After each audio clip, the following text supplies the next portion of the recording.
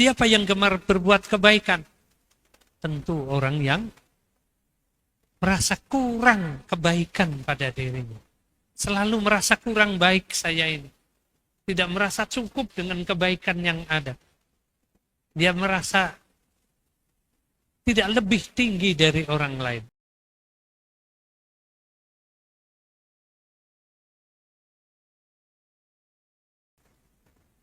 Alhamdulillahirabbil alamin, arrahmanir rahim. Alhamdulillahirabbil alamin, wa bihi nasta'inu ala umuri dunya waddin. Assalatu wassalamu ala asyrafil anbiya'i wal mursalin, nabiyyina Muhammadin wa ala alihi wa sahbihi wa man tabi'ahum bi ihsanin ila yaumiddin. Ayyuhal ikhwah ittaqullaha haqqa tuqatih wa la tamutunna illa wa antum muslimun. Jamaah rahimakumullah, kita lanjutkan lagi kajian kita, kajian kepribadian muslim bab tawadhu, ya. Tawadhu, pekan lalu kita udah bahas bagian, yaitu salah satu sifat mulia seorang muslim yang dengan tawadhu itu kita terbuka untuk senantiasa memperbaiki diri. Karena ketawadhuan seseorang membuat dirinya tidak merasa sudah jadi orang yang pandai, mengerti segalanya. Orang yang tawadhu senantiasa bersemangat untuk memperbaiki dirinya karena merasa dirinya bukan orang yang sempurna. Diriwayatkan para a'immah, imam-imam besar, ulama-ulama besar kita, semuanya adalah orang-orang yang tawadhu. Contoh seorang, pernah suatu ketika ada seorang imam besar, yaitu Imam Abu Hanifah. Beliau berjalan menuju masjid dan melihat ada anak kecil menggunakan terompah kayu. Terompah kayu tahu nggak? Sandal kayu yang ada dua macam ya, sandal kayu, bakyak. Tahu bakyak ya? Bakyak itu yang pakai selempang. Kalau terompah itu pakai seperti kelos untuk penjepit antara ibu jari dengan jari kaki. Jadi enggak pakai selempang, pakainya itu. Dan biasanya haknya itu cukup tinggi. 5 cm atau 4 cm kayak itu, cukup tinggi lah. Kalau tidak hati-hati mudah terpeleset atau kesleo kita gara-gara pakai terompah. Nah, melihat ada anak berjalan ke masjid pakai itu, beliau lalu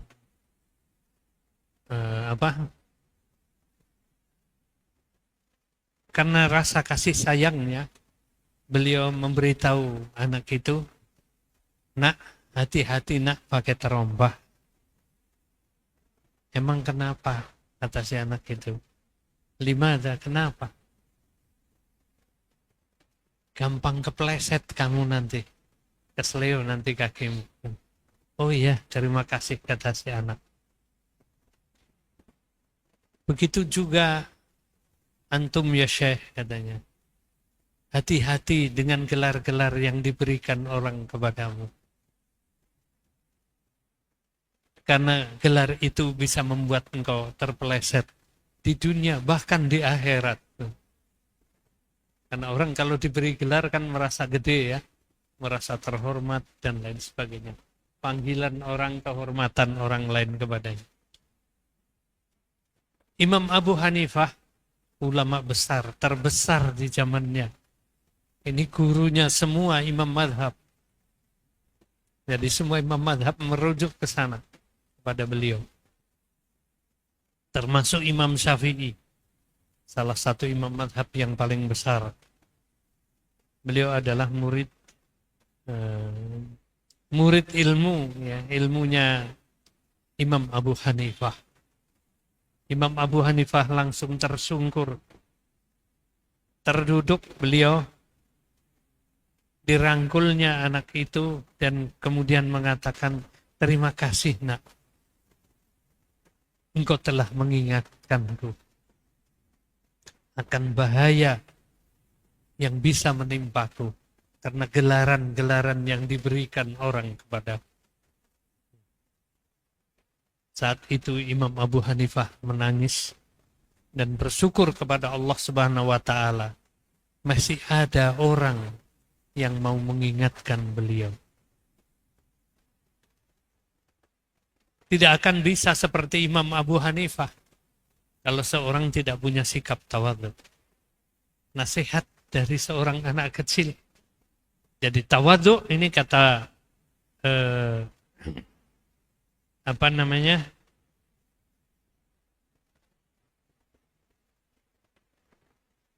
Kata Ibnu Hajar Al-Asqalani,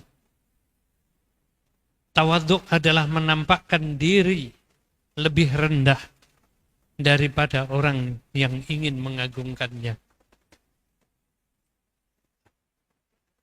Atau tawadhu adalah memuliakan orang lebih mulia dari dirinya. Jadi, kalau kita mendapat penghormatan apapun dari orang lain, kalau kita ingin jadi orang yang beruntung, jangan justru berbangga dengan sanjungan orang, gelaran yang orang berikan kepada kita. Tapi kita harus merasa sebetulnya terlalu berlebihan orang memberikan sanjungan kepada kita. Dalam salah satu hadis Rasulullah SAW pernah mengatakan, seandainya Allah tidak menutupi aib kita, seandainya Allah membuka semua celah kita, kekurangan kita,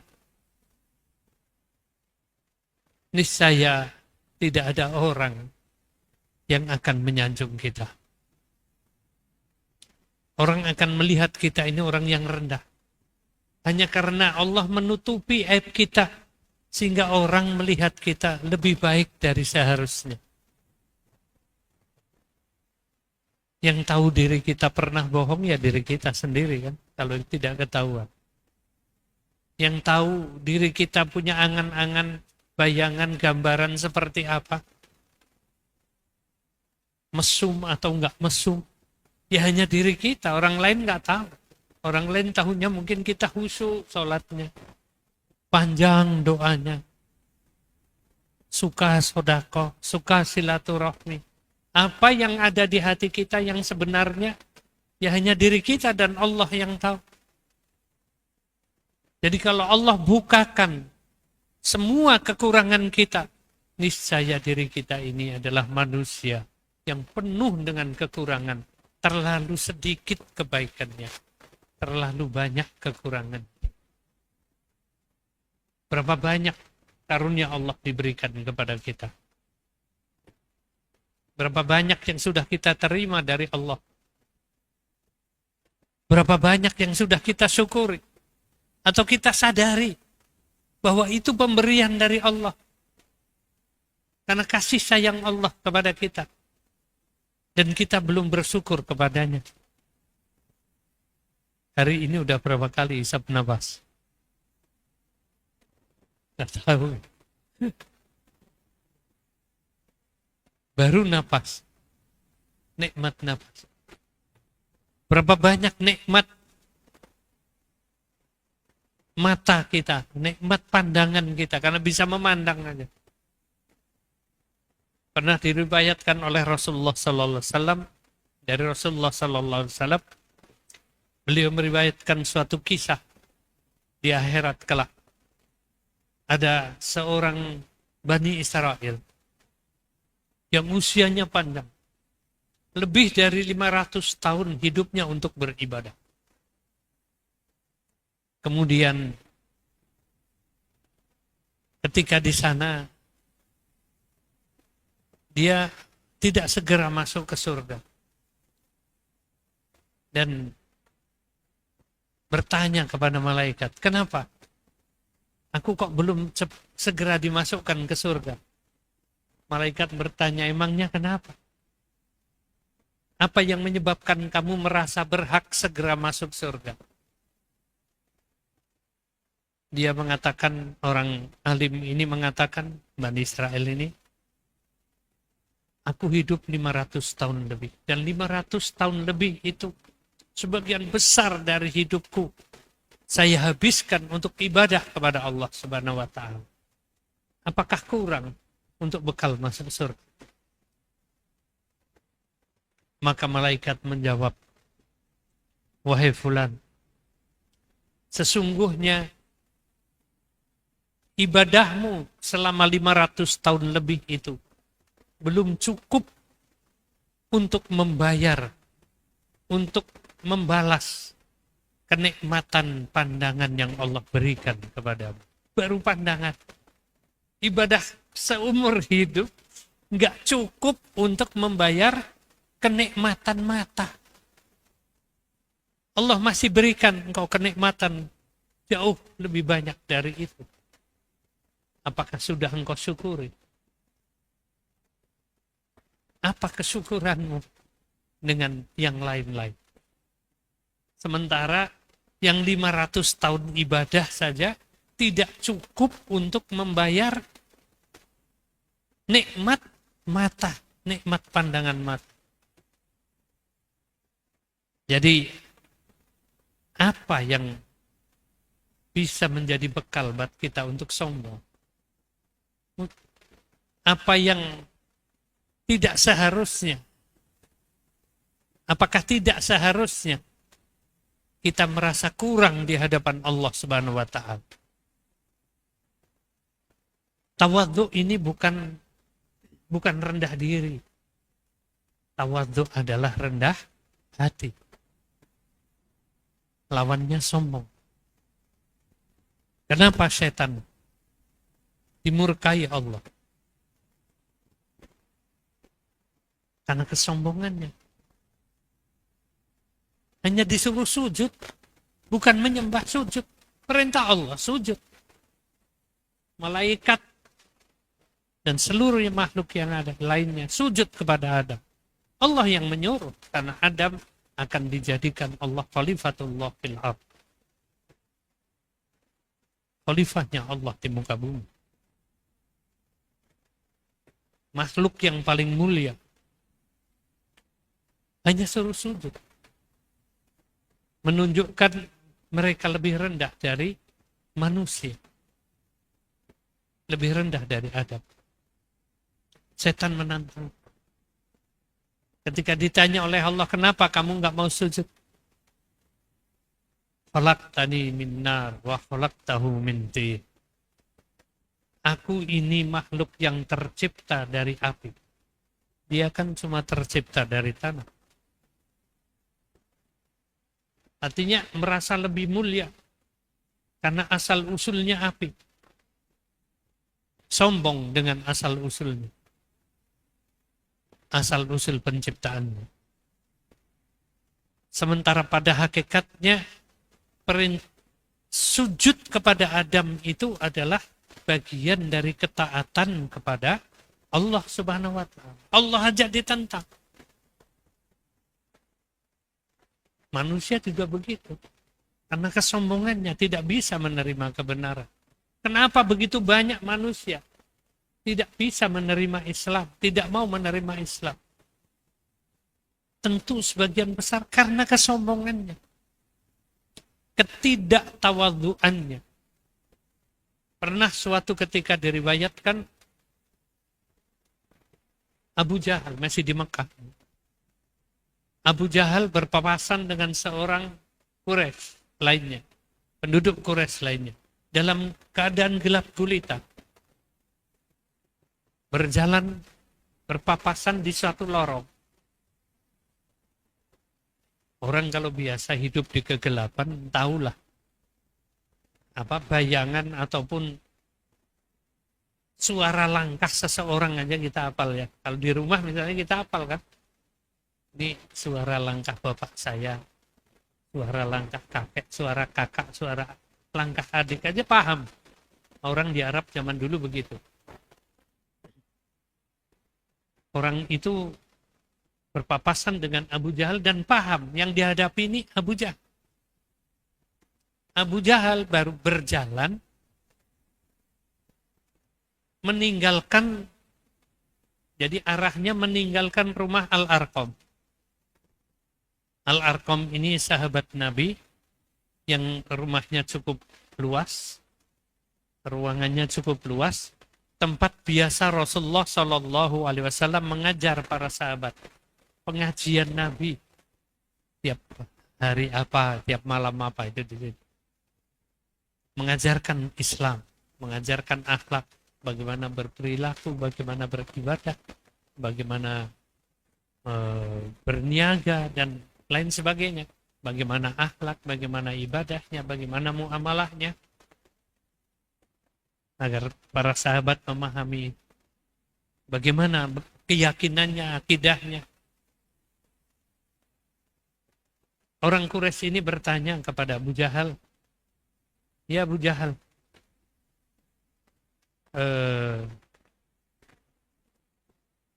dari mana kamu ini? Paham langsung Abu Jahal. Habis ngintip pengajiannya Muhammad.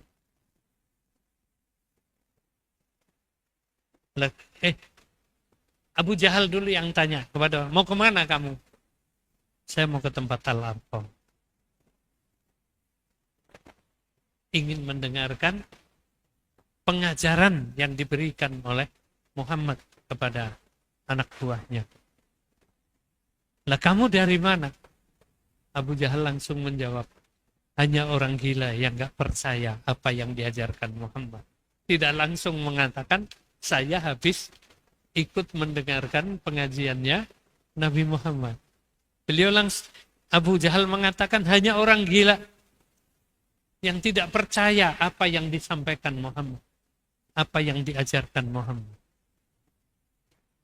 Lalu kenapa engkau tidak ikut? Tidak jadi pengikut Muhammad, malah jadi mengajak kita semua menentang Muhammad. Jawab Abu Jahal, mau kamu nanti disamakan dengan budak-budakmu? Artinya duduk sama rendah, berdiri sama tinggi dengan budaknya. Makan sama dengan yang budaknya makan sama dengan yang dia makan. Punya hak yang sama, hanya statusnya saja yang berbeda. Ketika sholat, budak datang duluan, ya budak yang di depan. Tuan datang belakangan, ya di belakang. Di hadapan Allah sama. Jadi, intinya apa itu? Kenapa Abu Jahal nggak mau mengikut? Tidak mau jadi pengikut Muhammad? Sebabnya status dia. Dia merasa berstatus lebih tinggi daripada budak. Daripada orang lain. Daripada orang-orang miskin.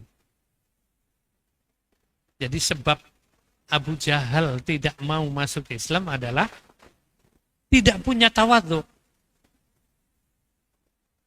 Yang punya kesombongan, yang dia miliki kesombongan. Seperti itulah ya. Jadi tawadhu adalah merasa ridho, tetap ridho jika dianggap punya kedudukan lebih rendah dari yang sepantasnya. Ini Ibnu Hajar ya. Tawadhu adalah sikap pertengahan antara sombong dan merendahkan diri. Sombong berarti mengangkat diri terlalu tinggi hingga lebih tinggi dari semestinya, sedangkan merendahkan diri adalah menempatkan diri terlalu rendah sehingga sampai melecehkan dirinya. Jadi rendah diri itu tidak mulia, sombong juga tercela. Pertengahan yang seharusnya menempatkan diri dari merasa lebih rendah dari yang ditempatkan oleh orang lain. Ya. Lalu keutamaannya. Apa keutamaan tawadhu? Karena tawadhu adalah sifat utama seorang muslim. Yang pertama, orang tawadhu akan mendapatkan kemuliaan dunia dan akhirat. Dalam hadis riwayat Abu Hurairah, dia berkata Rasulullah SAW bersabda, "Mana qasad shadaqatan mim malin wa ma zadallahu 'abdan bi afwin illa izza wa ma tawadha'a ahad lillah illa rafa'ahu Allah." Tidaklah sedekah itu mengurangi harta.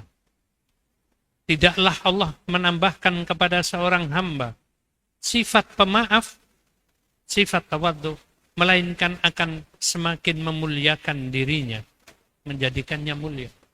Orang yang pemaaf itu tentu karena tawadhunya.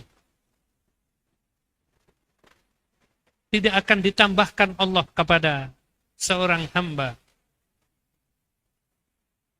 yang punya sifat pemaaf kecuali akan dinaikkan kemuliaannya. Dan juga tidaklah seorang memiliki sifat tawadhu, rendah hati karena Allah, melainkan Allah akan meninggikan derajatnya.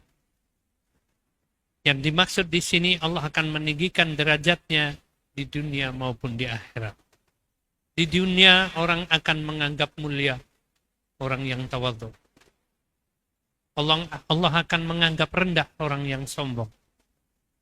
Orang itu menghormati yang tawadhu. Orang membenci orang siapa yang sombong. Dan Allah pun akan memuliakan dirinya di tengah-tengah manusia. Kedudukan akhirnya akan semakin mulia. Sedangkan di akhirat Allah akan memberinya pahala, meninggikan derajatnya karena tawadhu'nya di dunia. Al-Minhaj Syarah Sahih Muslim. Tawadhu merupakan akhlak para nabi alaihi wassalatu wassalam. Nabi Musa alaihissalam melakukan kerjaan rendahan, bertani, menjadi pembantu, menjadi tukang gembala domba ya, angon domba. Dan Nabi Daud makan dari hasil kerja tangannya sendiri, kerajinan tangannya sendiri. Beliau ahli besi. Ya. Nah, artinya bisa beliau bekerja, walaupun Nabi Daud kan raja ya akhirnya ya, yang diwarisi kerajaannya oleh Sulaiman kemudian putranya. Nabi Zakaria yang mulia, beliau tukang kayu. Hidup jadi tukang kayu, pekerja bangunan. Nabi Isa ditunjukkan di dalam Al-Quran surat Maryam ayat 32, wa barram biwalidati walam yaj'alni jabbaron syaqiyya.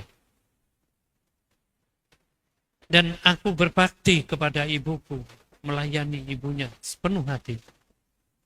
Melayani apa saja ya. Dan dia, Allah, tidak menjadikan aku orang yang sombong lagi celaka. Beliau bersyukur kepada Allah karena dengan sifat yang Allah berikan kepadanya tidak menjadikan dia orang yang sombong yang membawa kepada kecelakaan. Yang kedua, tawadhu menyebabkan seseorang suka berbuat adil. Disayangi, dicintai di tengah-tengah manusia karena keadilannya. Manusia tentu akan semakin menyayangi orang yang makin rendah hati dan tidak menyombongkan diri. Itu yang ada pada diri Nabi kita Sallallahu Alaihi Wasallam. Beliau pernah bersabda,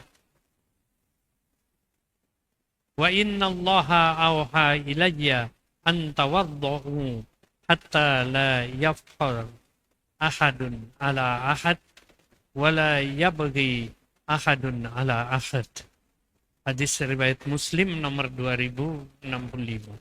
2865. Sesungguhnya Allah telah mewahyukan padaku untuk memiliki sifat rendah hati, tawadhu. Janganlah seseorang menyombongkan diri di hadapan orang lain dan melampaui batas pada yang lain. Dan Allah menyanjung sifat, Allah menyanjung Rasulullah Sallallahu Alaihi Wasallam karena sifat tawadhu'nya. Laqad kana lakum fi Rasulillahi uswatun hasanah liman kana yarju liqa'a rabbih liman kana yarjullaha wal yaumil akhir wa dzakarallaha katsira.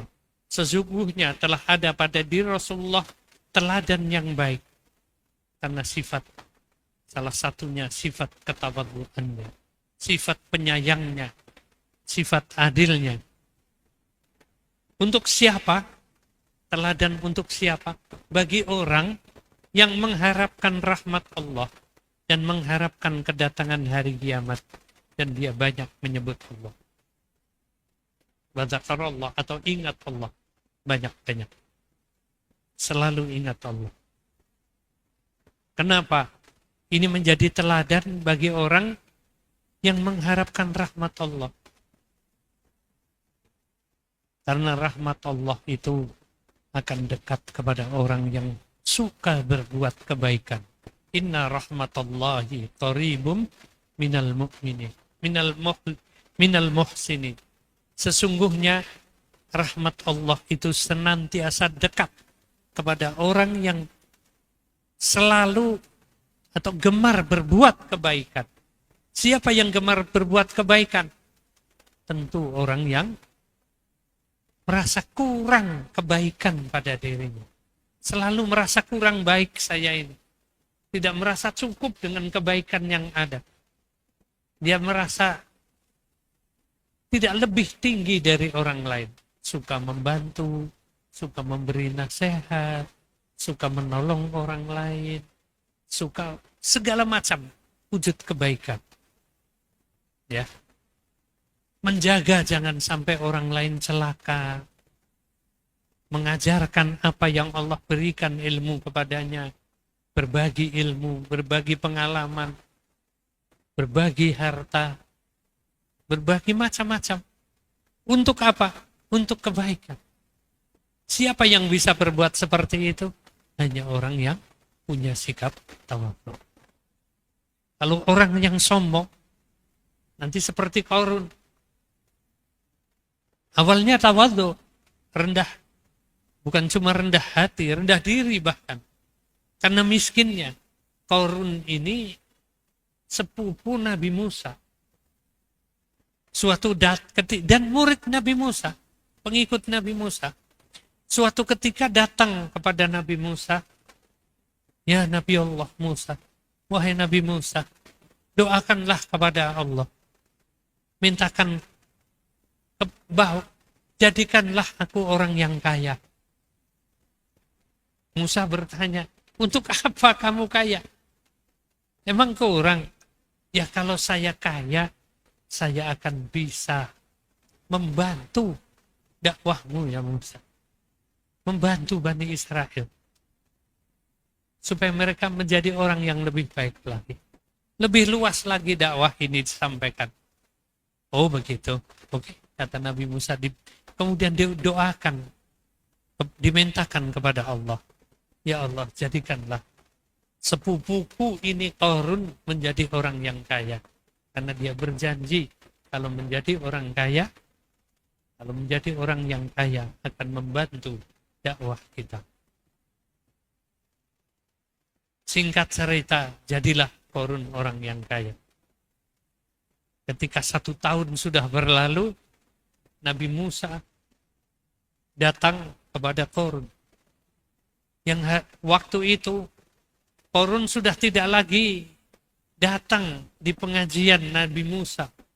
Di waktu-waktu pengajaran Nabi Musa.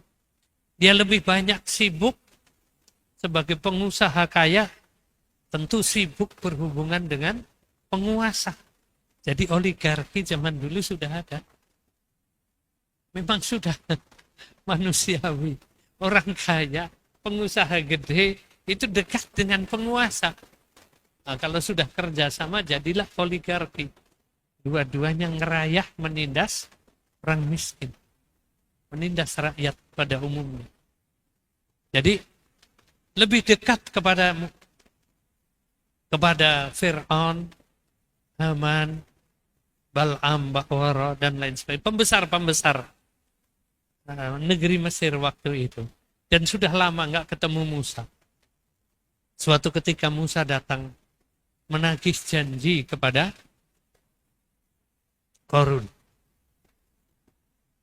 Ketika Musa meminta jatah kewajiban zakatnya untuk segera ditunaikan. Tidak minta sedekah. Minta zakatnya saja dibayar. Tolong, kamu sudah saya doakan dan sekarang kamu sudah kaya. Kamu sudah wajib bayar zakat. Nggak tahu berapa persen zakat Nabi zaman Nabi Musa. Kalau nggak salah 20 apa 50%, besar pokoknya zakat zaman Nabi Musa. Cukup besar. Dan ketika Musa menyampaikan kewajiban zakat, apa jawab Qarun? Ada di Quran. Ketika datang kewajibannya untuk bersedekah, maksudnya berzakat, Qarun menjawab, "Hada min ilmin indi." Aku bisa kaya begini karena kepandaianku. Bukan doanya Musa, bukan karunia Allah. Hada min ilmin indi. Apa yang terjadi kemudian kepada Qarun? Kalau zaman dulu orang berbuat zalim, Allah biasanya langsung mendatangkan laknatnya, mendatangkan siksanya. Untuk contoh kaum sesudahnya. Hari itu kemudian Qarun beserta seluruh hartanya ditelan bumi. Tiba-tiba bumi tempat dia berpijak, istana dia, rumah yang kayak istana, dan seluruh harta kekayaannya tenggelam ke dalam bumi. Dan tilasnya sekarang masih ada di Mesir. Disebut Bukhairah Qarun. Telaga Qarun, danau Qarun. Konon di situ itulah bekas tempat itu adalah bekas istana dan gudang-gudang Qarun. Seluruh hartanya tenggelam di telan bumi. Bagaimana Qarun begitu? Karena kaya muncul kesombongannya, hilang ketawaduannya.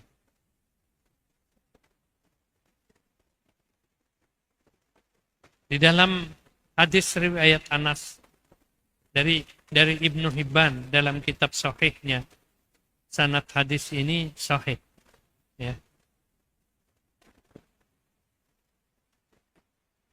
Rasulullah mengatakan, Anas berkata, Anas bin Malik, sungguh Nabi Shallallahu Alaihi Wasallam biasa berkunjung ke orang-orang Ansor.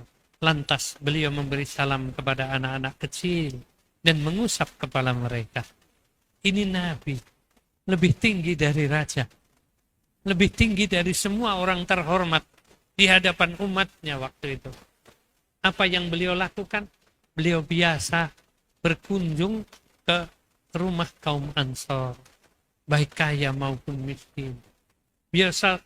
Beliau tidak segan bermain dengan anak-anak, mengusap kepala mereka, artinya menyapa anak-anak, menyempatkan diri menyapa. Berapa banyak dari sahabat Nabi yang ketika beliau meninggal umurnya baru 11, 12, 13 tahun. Dan begitu cintanya kepada Rasulullah, dan beliau memberi pelajaran yang sama. Ya tentu sesuai dengan kadar pikirannya, ya. Artinya yang kecil pun diberi pelajaran yang sama. Ada hadis dari Ibnu Abbas yang Rasulullah meninggal beliau baru 13 tahun kalau nggak salah. pada umur 8 tahun beliau pernah bonceng, diajak pergi oleh Rasulullah, bonceng di belakang keledai Nabi. Kalau anak sekarang mungkin diajak mobil ustadz gitu ya, diajak dolan. Dan sambil dibonceng itu diajari oleh Rasulullah SAW. Kalau kamu pengen disayang Allah, sampai Rasulullah mengatakan, ya tentu ya Rasulullah. Sampaikanlah, tunaikanlah hak-hak Allah. Niscaya Allah akan menunaikan hak-hakmu kepada Allah. Laksanakan kewajibanmu kepada Allah. Niscaya Allah akan mencukupi kebutuhanmu. Dan selanjutnya ceritanya banyak. Dan itu diingat oleh beliau sampai puluhan tahun setelah Rasulullah SAW. Sebegitu tawaduknya Rasulullah SAW.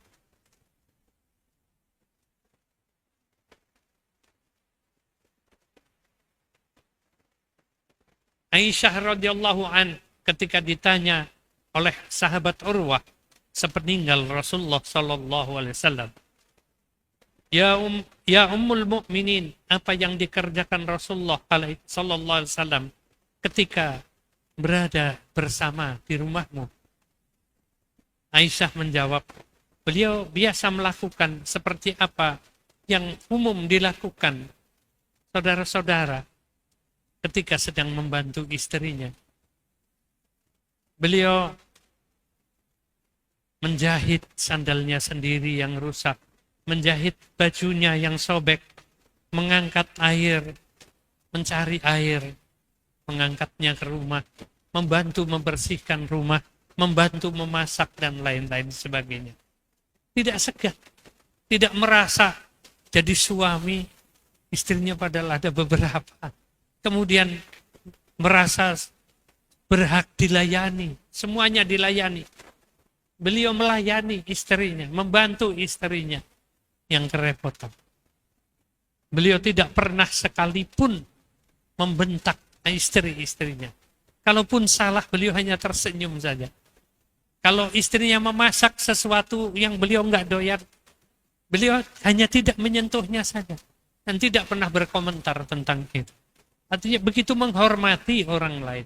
Bahkan istrinya sendiri, yang di tengah budaya Arab waktu itu, istri itu hampir seperti budak. Biasa diperlakukan terlalu rendah. Yang angon kambing istrinya, yang merah istrinya, yang nyembelih istrinya, yang masak istrinya, yang bersihkan segala istrinya.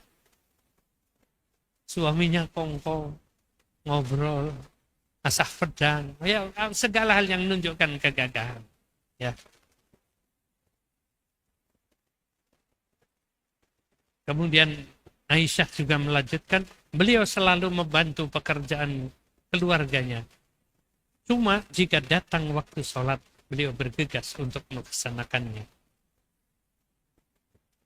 Hasan al-Basri berkata, tahukah kalian apa itu tawadhu?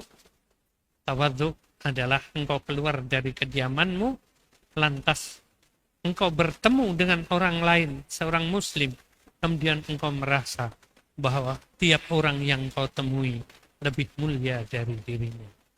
Jadi ketika kita bertemu dengan orang lain, merasa kita tidak pernah merasa lebih tinggi dari dia. Kita selalu merasa kalah santer, kalah baik dari orang lain. Itu kata Imam Hasan al-Basri. Sedangkan Imam Syafi'i berkata, orang yang paling tinggi kedudukannya adalah orang yang tidak menampakkan kedudukannya di hadapan orang lain. Dan orang yang paling mulia adalah orang yang tidak pernah menampak-nampakkan kemuliaannya. Bashar bin Haris berkata, aku tidaklah melihat orang yang kaya duduk di tengah-tengah orang kafir, orang fakir, yang bisa melakukan demikian hanyalah orang yang punya sikap tawadhu.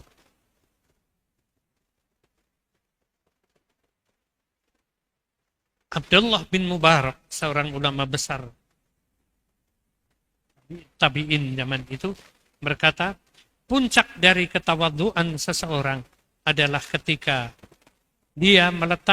Engkau meletakkan dirimu berada di bawah orang yang lebih rendah darimu dalam nikmat Allah. Sampai-sampai engkau memberitahukannya bahwa engkau tidak semulia dirinya.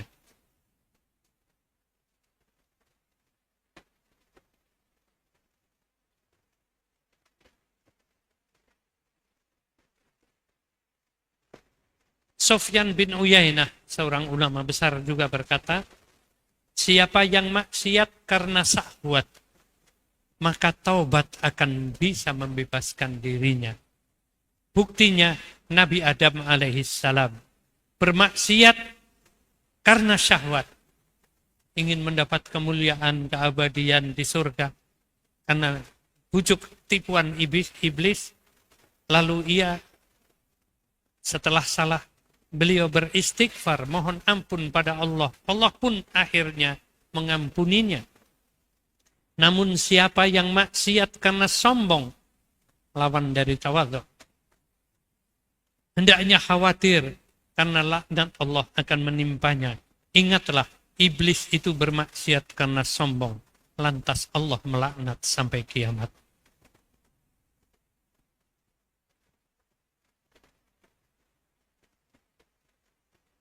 Abu Bakar Siddiq radhiyallahu an mengatakan, kami dapati kemuliaan itu datang dari takwa, ketakwaan.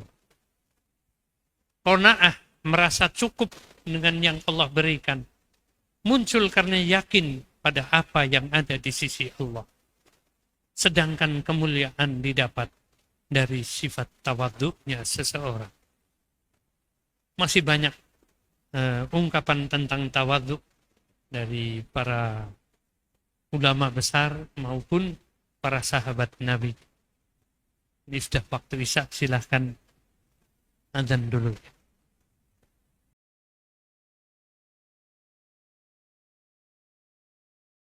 Kembali tentang keutamaan tawadhu.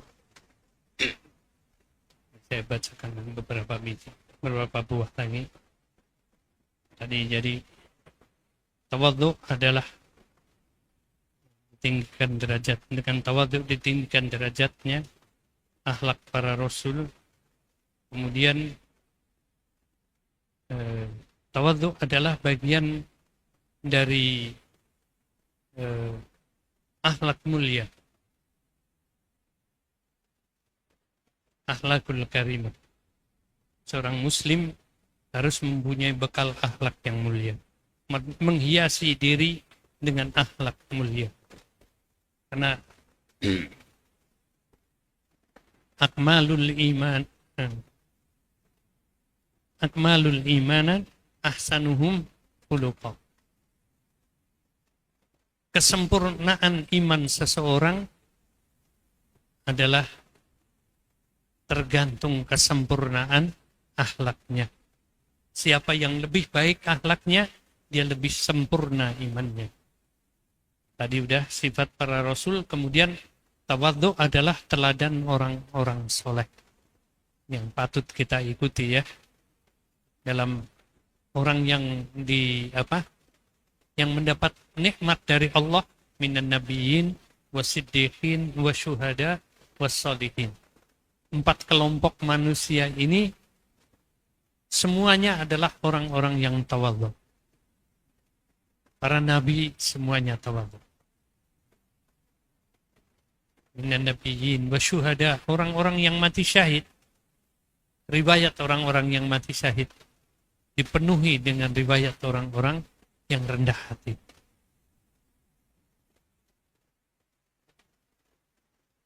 Wasiddiqin, dan orang-orang yang selalu membenarkan apa yang datang dari Allah dan Rasulnya. Artinya yang selalu bersikap sami'na wa ata'na. Ada ayat Quran berkata apa? Sami'na wa ata'na. Hadis, ketemu hadis, kita harus begini, selaksanakan. Saya dengar dan saya laksanakan. Orang yang bisa begitu hanyalah orang yang tidak punya sikap kesombongan. Artinya bersikap tawadhu. Wasyuhada, orang mati syahid. Wassolihin, orang-orang soleh. Tadi gambaran yang saya ceritakan para ulama tadi ya, orang-orang soleh. Tidak merasa gengsi, ditegur bahkan oleh anak kecil. Ini satu riwayat lagi saya sampaikan, kisah Umar bin Khattab radhiyallahu an. Ketika beliau sudah menjadi khalifah, suatu ketika kunjungan keliling keluar kota Madinah. Di tengah padang pasir ada padang gembala, biasa di sana ada padang yang ada rumputnya. Kalau habis hujan padang itu hijau, kalau enggak ya isinya rumput kering. Rumput kering pun dimakan kan oleh kambing ya. Kambing dan onta itu makan. Di sana seperti itu. Kertas saja dimakan. Kadang baju di jemuran dimakan sama kambing. Itu ketemu seorang anak menggembala ratusan domba. Dan Umar kemudian iseng. Ya tahu iseng, tahu enggak ya? Tapi kayaknya iseng. Itu beliau kemudian datang menemui anak kecil. Penggembalanya tuh anak kecil umur ya 11-12 tahun begitulah. Masih 10-11 tahun. Dia ditanya, ini kambing, domba-domba ini milik siapa? Milik kamu? Bukan. Milik tuanku. Oh, ada yang punya tuanmu. Kamu apa? Saya budak. Saya budaknya. Dan milik tuannya. Kemudian Umar tanya lagi, tahukah berapa banyak? Tahukah tuanmu berapa banyak domba yang kamu gembala sekarang ini? Nggak akan tahu, kata dia. Si anak ini nggak tahu, Pak. Tuanku nggak tahu. Saya aja nggak tahu berapa dombanya. Loh, dari dulu kamu yang melihara? Iya, dulunya berapa? Dulu cuma beberapa ekor. Sampai sekarang sekian banyak dombanya. Tuanmu nggak tahu, nggak pernah nengok, nggak pernah. Tuanku nggak tahu. Oh, kalau gitu, tolonglah, aku ingin beli seekor saja untuk bekal perjalananku. Yang kecil, kasih yang kecil aja, nggak apa-apa. Anak ini kemudian menjawab, maaf, karena ini bukan punya saya, ini milik tuanku, saya nggak bisa menjualnya. Ya tuanmu kan nggak tahu, kata Umar bin Khattab. Nggak akan tahu. Hilang satu pun nggak tahu. Kamu jual satu pun nggak akan tahu. Tahu yang kecil, bukan yang besar lagi. Saya cukup yang kecil aja. Bujuk-bujuk begitu. Nggak bakal tahu lah. Nggak ada yang tahu. Paling, ini Bapak enak katanya, antara saya dan kamu sajalah yang tahu. Kata Umar bin Khattab. Anak ini tiba-tiba yang tadinya kayak kalem, tiba-tiba melototin Umar. Umar kan badannya tinggi besar. Kelihatan suaranya juga gede, wibawa. Anak ini menjawab dengan satu kata saja. Satu kalimat. Pendek sekali kalimat. Fa'ain Allah. Katanya. Anak itu berkata kepada Umar, emangnya Allah di mana? Kamu bujuk-bujuk katanya nggak ada yang tahu. Lalu Allah di mana? Emang Allah nggak tahu? Hanya dengan satu kalimat pendek itu, Umar sang khalifah yang dihormati, yang perkasa badannya, langsung lemes badan, tertunduk, nggak bisa berdiri. Dirangkulnya anak itu. Ya Allah, anak sekecil ini, kata Umar, tidak pernah dapat pelajaran, nggak pernah sekolah, tapi ngerti artinya amanah, ngerti bahwa Allah ada, Allah mengawasi semua yang dia lakukan, dan tahu artinya ketika dia mendapat amanah apa yang harus dia lakukan. Akhirnya ditanya oleh Umar, dibujuk-bujuk, siapa Tuhanmu? Tuhanmu yang ngajarin ini. Ya Allah, kata Umar, perkataanmu telah menghancurkan seluruh sendiku, katanya. Membuat aku lemes. tolong antarkan aku kepada tuanmu. Tahu, masih tahu. Lalu ini bagaimana? Nanti penjaga saya yang jaga, pengawal saya yang jaga. Perkara kambing pengawal saya. Sebentar aja, tunjukkan saya kepada tuanmu. Hanya ditunjukkan kepada tuannya di kota Madinah. Bertemu dengan tuannya, Umar tanya, berapa harga budakmu ini? Tidak saya jual, katanya. Loh, kamu punya budak ini enggak? Iya. Ini katanya budak kamu, kata dia. Tuannya aja pangling. Ini kan yang kau perintahkan menggembalakan domba di sana. Dan kamu nggak pernah tengok. Nggak pernah tengok dombanya, Pak. Nengok dia juga enggak. Ini Tuhan macam apa ini kamu ini? Ya begitulah. Tahu hak kamu, tidak tahu kewajibannya. Orang ini tahu, yang datang ini Umar bin Khattab. Kemudian dengan berbagai cara Umar minta kepada Tuhan itu harus membebaskan, dan ditebus oleh Umar anak ini, dibayar oleh Umar, dan begitu dibayar oleh Umar, Umar memerdekakan anak ini. Sejak hari ini engkau merdeka, kamu bukan budak lagi, kamu nggak punya kewajiban lagi menggembala dombanya bapak ini. Satu pesan kamu, satu pesanku kepadamu, peganglah teguh. Kata Umar, apa yang kau ucapkan tadi telah membebaskanmu dari perbudakan dunia.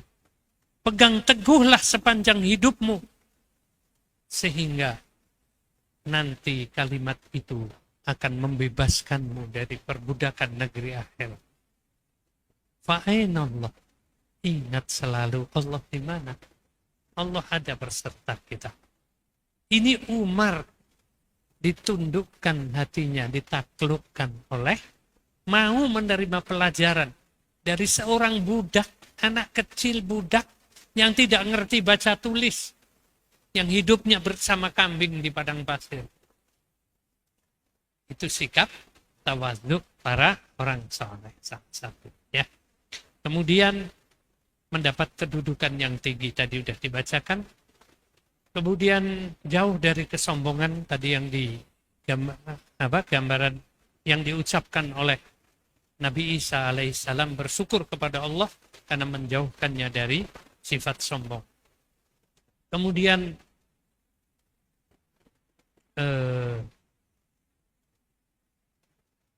sikap tawadhu menjadikan kita jauh dari laknat Allah. Yang ke-8, tawadhu membuat kita bersyukur selalu kepada Allah Subhanahu wa taala. Merasa kita terlalu sedikit amal kita, terlalu sedikit, terlalu rendah kualitas ibadah kita dibanding kenikmatan yang Allah berikan kepada kita. Wa in ta'uddu ni'matallahi la tuhsuha. Orang tawadhu akan selalu merasa kenikmatan Allah begitu banyak, balasan kita terlalu sedikit. Tak mungkin kita bisa membalas kenikmatan Allah. Seperti tadi kisah ulama Bani Israel yang 500 tahun ibadah tidak cukup untuk membayar kenikmatan bisa melihat. Kemudian dengan tawadhu akan menjauhkan penyakit-penyakit hati. Penyakit hati apa aja? Riya, sum'ah, pamer, ya, pencitraan diri, apalagi tinggi hati, suka menindas. Ada berapa macam tuh penyakit-penyakit hati. Intinya dengan tawadhu kita dijauhkan dari penyakit hati.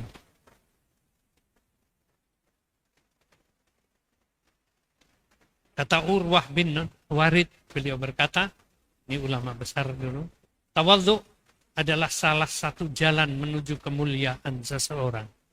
Setiap nikmat yang diterima akan membuat iri kepada orang lain, kecuali orang yang mempunyai sikap tawadhu.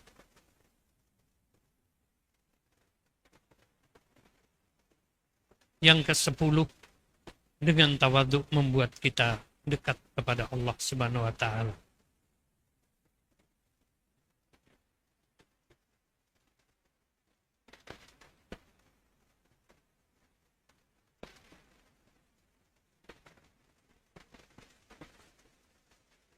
Dan ini kata siapa nanti? Ziyad An-Numari. Ini salah satu ulama besar juga. Orang yang zuhud, orang sudah zuhud, tidak merasa diperbudak oleh dunia, dia memperbudak dunia, tapi orang yang zuhud tidak punya sikap tawadhu, bagaikan pohon yang tumbuh subur tapi tak ada buahnya. Jadi pahalanya terlalu sedikit.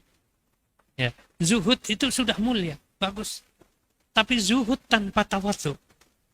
Orang zuhud bisa saja sudah zuhud, kemudian ujub. Nggak ada orang seperti saya di kampung ini. Hancur dong kezuhudannya. Karena apa? Dia bisa begitu karena tidak tawadhu. Ya, ujub itu muncul karena tawadhu. Ujub nih salah satu penyakit hati. Jadi orang zuhud tanpa tawadhu bagaikan pohon tumbuh subur tak ada buahnya. Saya kira itu yang bisa saya sampaikan pada kesempatan kali ini, keutamaan tawadhu. Insyaallah pekan depan kita lanjutkan lagi masih tawadhu lagi. Aku qouli hadza wa astaghfirullah li wa lakum. Assalamualaikum.